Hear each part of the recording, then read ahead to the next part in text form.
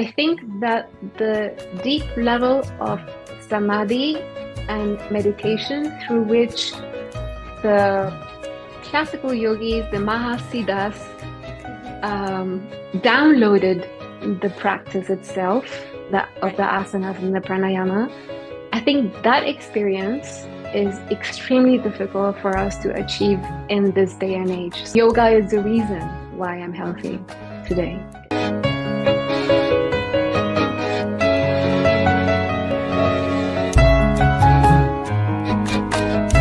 Vanakkam, Namaste, and hello everyone. Welcome to the 49th episode of Inside the Minds of Great Yogis. In today's episode, we have a very special guest, Komal Dadlani. Komal is a healer and a guide at heart. Yoga has played a very important role in helping her manage multiple autoimmune issues.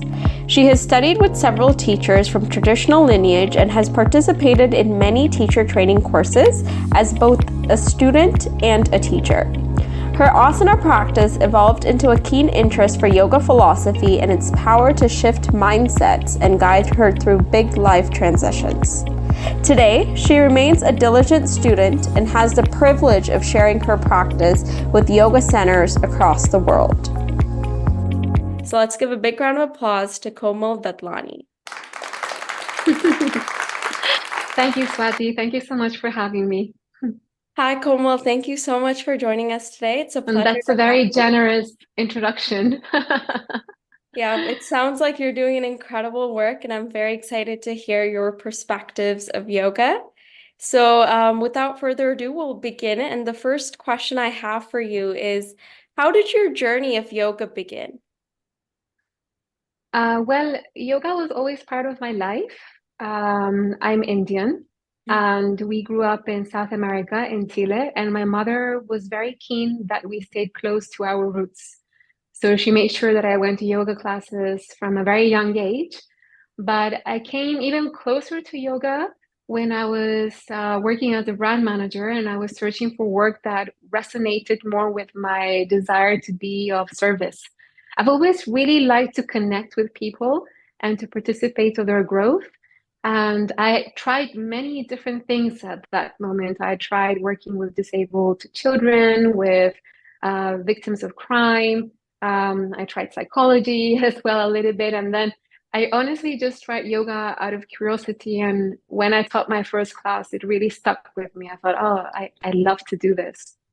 And I also have lupus, and I do a lot of work for Lupus UK and for Lupus Chile. I'm an ambassador for Lupus UK. And I've had several blood clots and inflammatory issues, and yoga has really helped me to manage those symptoms better. Awesome. Thank you for sharing that, Komal, and how you began your journey with yoga. So now I want to move on into the next question for you, which is, how do you define healing when it comes to yoga? So what I've understood through the practice of yoga is that our body is a body of energy. We feel that there's a physical body that is separate to the astral body, and we speak of it like that also when we study about these things. We study it as three independent bodies: physical, astral, and causal body. But ultimately, the whole is just one energetical body with different layers, different levels of density. And healing is very much energetical. Yeah. So the asanas and the pranayam, they help to purify the nadis, the astral currents that feed the physical body with its vital force, to the extent that different ailments can come to a balance and heal themselves. Yeah. Thank you for sharing that, Komal. And I really like how you mentioned that healing is energetic. Yeah. A lot of us have different experiences with healing, and yoga as a tool for mental health and well-being is also very essential. So thank you for sharing that perspective of yours. And it's very so it's very difficult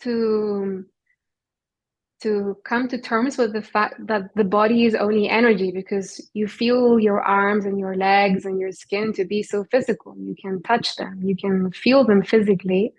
Yeah. But based on what is described in the scriptures and in the Hatha Yoga Pratipika, at the end of the day, the body is pure energy and you feel it to be physical because of the way that the energy is vibrating. So if energy is vibrating at a very tamasic level, then you experience the body as physical.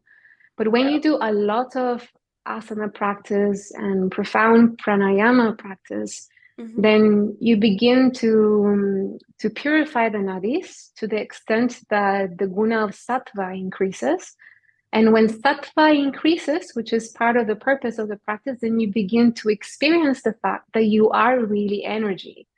In fact, you feel yourself as lighter as well when you're doing the postures, because you feel yourself as less physical from tamas being cleared out.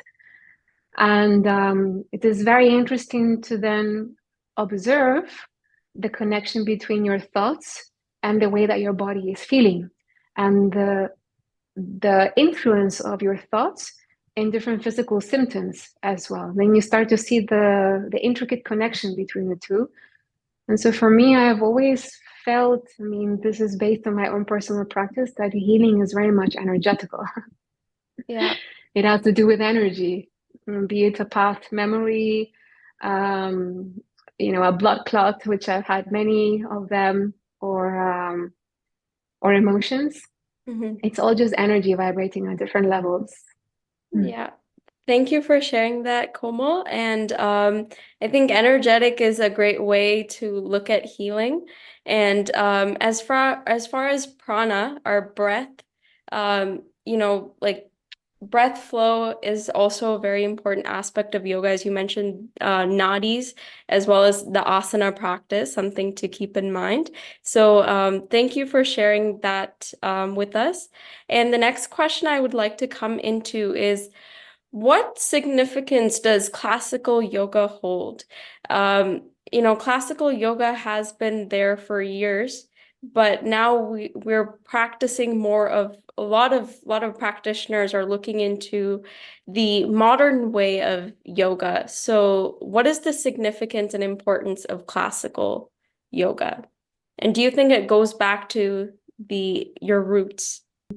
So I think modern yoga has a really important contribution to make in terms of alignment. And you see in all the different yoga schools, many asanas have been improved in terms of muscle engagement and suggestions and different variations.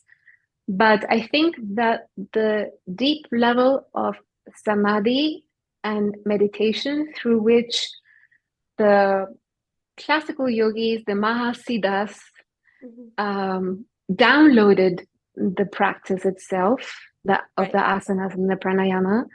I think that experience is extremely difficult for us to achieve in this day and age. So I think classical yoga, particularly because of the period of time, so when the mind was pure and the mind was much able to remain in samadhi and experience the truth through objectivity,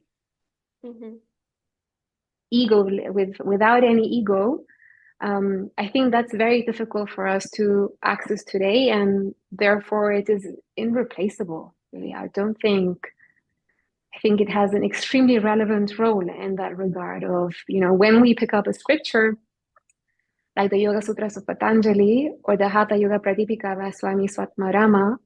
I mean, these are people who have actually gotten to depths that we will never be able to access in this Kali Yuga. Absolutely. So they have it is extremely relevant. Sometimes I see in classes that classical yoga can be downplayed a little bit because, yes, when you pick up the Hatha Yoga Pratipika and you read a posture like Mayurasana, for example, like the peacock, it doesn't tell you squeeze your glutes or keep your legs together or make sure that you engage your abdomen so it doesn't, fall into your back. Or If you go into Trikonasana, it doesn't speak about, keeping your hips centered and aligning the leg, aligning the shoulder. It doesn't give you any anatomical reference, Yeah. which modern schools do these days. And our scientific mind and our science has allowed us to perfect asanas anatomically in a way. Yes.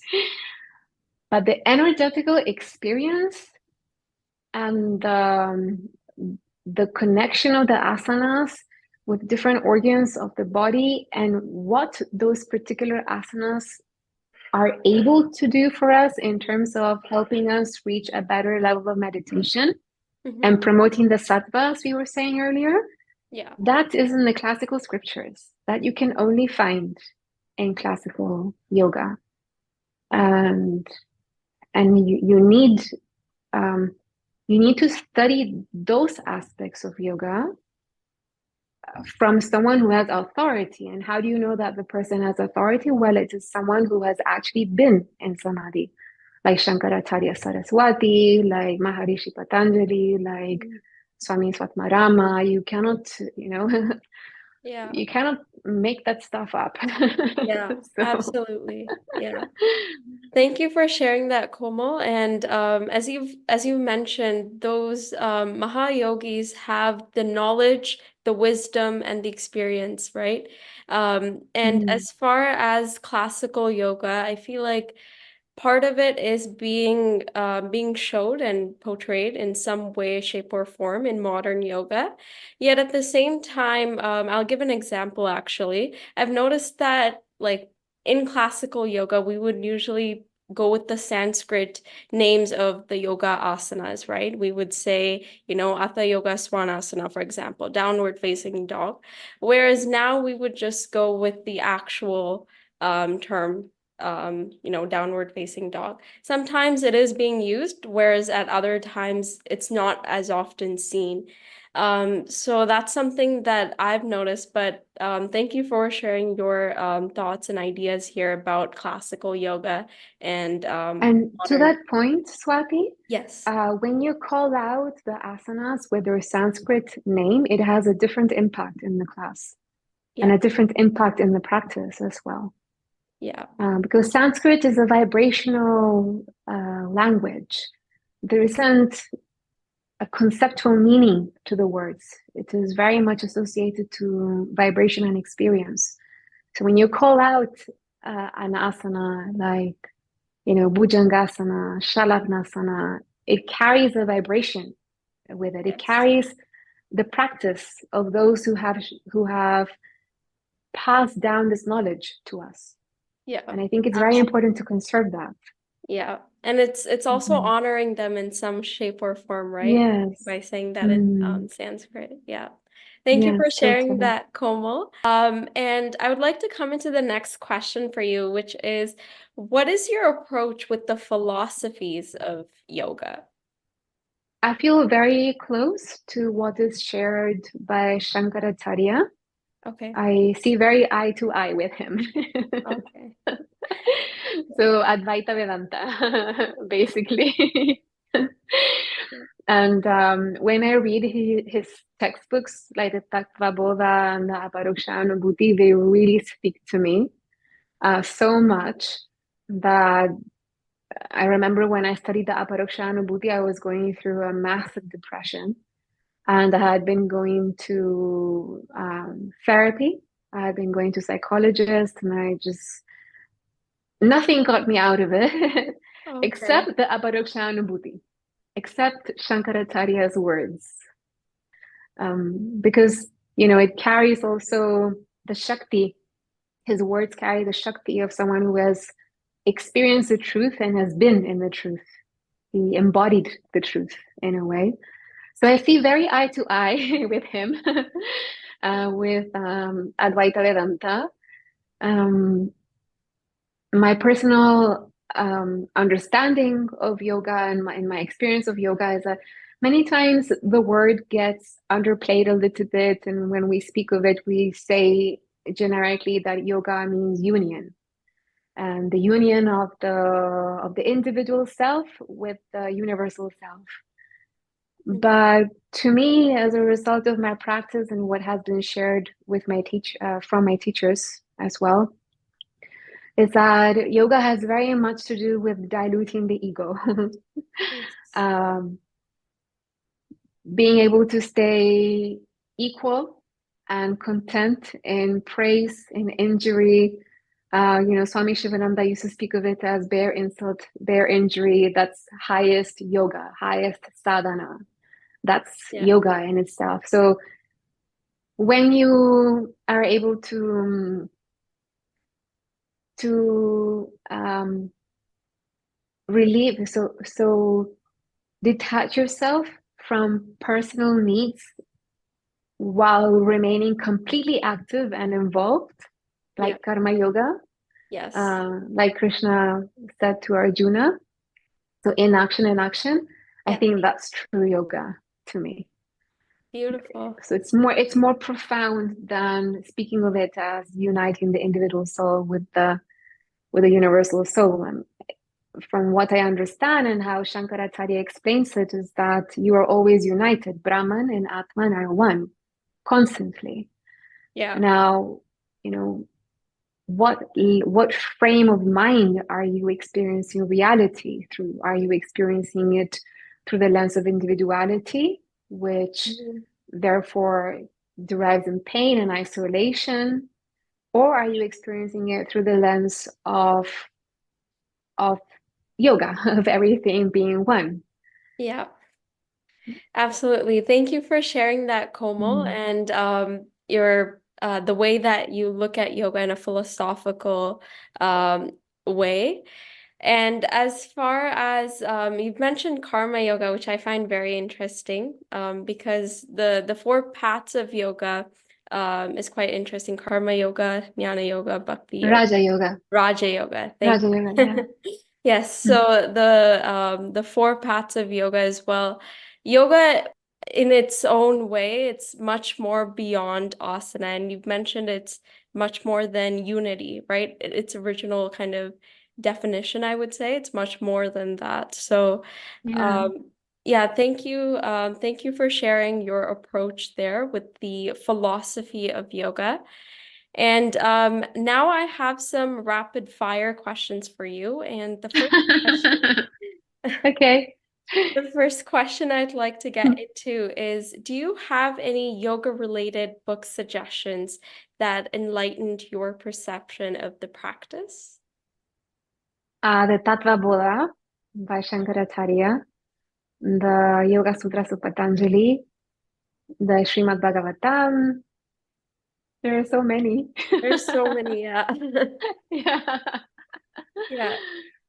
Mm, I think the one that has had the biggest impact on me is the Aparoksha Anubhuti and the Yoga Vashishta, which is the conversation by Vashishta and Prince Ram. I've always really looked up to him very much. Ram as someone who was God but didn't actually know himself to be an incarnation of Vishnu and put himself through all the different experiences that we go through as humans.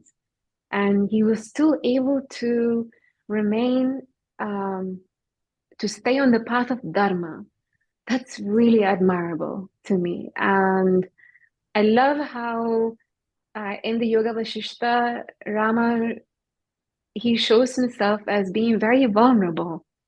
You Mhm. always, you think that people who are victorious are people who are always strong, but actually you can be vulnerable and still be victorious as he Yeah. was. He shows himself with all his pain and his confusion and his frustration and the pain of loss that he experienced in his life. And I find it extremely inspiring that through that vulnerability, he was still able, his self-conquest is as a result of his vulnerability, Yeah. which to, not many people allow themselves to feel vulnerability in this day and age. Sometimes vulnerability is seen as an antagonist to being successful or moving on in life. And I think in the Yoga Vasishta, there's a different perspective on this. Yeah, thank you for sharing that, Komal. And it takes a lot of acceptance to really take in vulnerability and eventually find success, right? It's a whole process rather than just directly, as you've mentioned, going into victory or finding or being victorious. So thank you for sharing that. And the next question I have for you is, what aspect of yoga do you enjoy the most? Relaxation. Relaxation. I like that. Total relaxation. Um, well, in terms of the physical practice, I love the heat that is created through the asanas. So you can begin a practice feeling extremely heavy and bored and wanting to distract yourself with something else. Or sometimes the mind is very agitated. But as you do the sadhana and as you remain persistent, then the energy is transformed Yeah, into more sattva. And I love that purification, yeah, that tapas that is brought to being through the practice. It's my yeah, favorite. Shavas. absolutely. And then the Shavasanas are, I mean, the healing power of Shavasana is unbelievable. Oh, yes, absolutely. Mhm. Like right when you go into Shavasana, like it's just so relaxing and just brings a lot of serenity. So thank you for sharing that.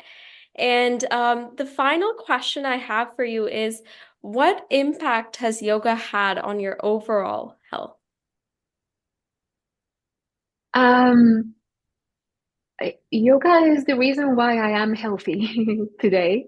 Yeah. Um, so as I introduced earlier, I have lupus and I've had 5 different blood clots. I've had blood hemorrhages. I've been in hospital many times. I've had skin disorders. I've had ITP. I've lost hair. I've had a really wide spectrum of things. And I mean, yoga is the reason why I'm healthy today. Um, if it weren't for Ayurveda and if it weren't for pranayam, I would be heavily medicated, not really enjoying life today. So, Uh, mm, Thank you for sharing that, Komal. And yoga has this power. I don't really know how to describe it, but yoga has this entire power to change someone's life. Like it's a way of life, right? And yoga is almost like, you're able to learn more through it. It's like an ocean. It's like a widespread. There's so much to it, yes, right? It's an open book. So I have to say I have received um, more healing than I ever expected, and even healing on an emotional level. So I used to be very, very shy, very insecure, very hesitant of whether people would be open to what I had to give, and the receptivity that I have gotten from students, and to see a student smile after the end of the class, and to participate with people's healing journey, and it's just it's encouraged me to overcome so many inner obstacles and that I had built in myself. And it's provided a healthy platform for me to work on myself as well at a behavioral level. So I have a lot more to thank yoga than just my physical health. Um, it's I think it's the biggest gift that I have yes, received in my life. absolutely. Mm. Yeah. I often tell the students because when they say thank you, I don't think they understand how much more I thank them because and and how much I receive Mhm. by Yeah. giving the class and by sharing with them and by being in a group of people that is receptive Yes. to what you want to share. Absolutely. Giving is very healing. Yeah. Mm, Yeah, I like mm, that. Giving is definitely very healing, and as far as like when you look at karma yoga, selflessness, right? Like you're not like when you give back to a community, you're not expecting anything in return. So I think that's beautiful. Yeah. And yoga itself can also bring a change to one's overall lifestyle as well. So thank you for sharing your perspectives of yoga, Komal. It's been a pleasure to have you on the show on the 49th episode of Inside the Minds of Great Yogis. And I really appreciate you giving your valuable time to me. And I enjoyed this conversation with you, and I hope we're able to do this again. And I'd like to thank everyone else who has yet to listen to our 49th episode of Inside the Minds of Great Yogis. And until next time, I hope that everyone has a great day.